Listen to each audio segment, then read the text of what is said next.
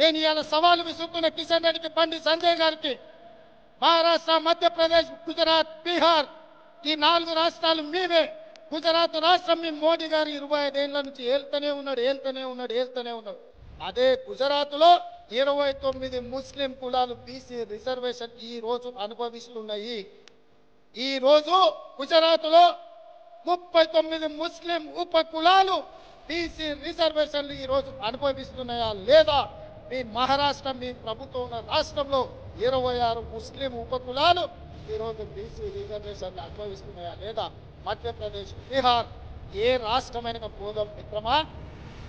మీ ప్రభుత్వాలలో, మీరేలుతున్న రాజ్యాలలో ఈరోజు ముస్లింలు ఎంబీసీలుగా, బీసీలుగా బీసీ రిజర్వేషన్లు అనుభవిస్తుంటే నరేంద్ర మోడీ గారు 2022-23 ఎన్నికల సందర్భంగా 70 ముస్లిం బీసీ నేను ప్రచారం చేస్తున్నానని ఈ పెద్ద మోడీ గారే స్వయంగా చెప్పిండ్రు. కావాలన్నా ఇంటర్వ్యూ పంపిస్తాం మిత్రమా. మా మీద దోసి మమ్మల్ని తప్పు బట్టి మొత్తం బీసీలకే ద్రోహం చేయాలనుకుంటున్నావా?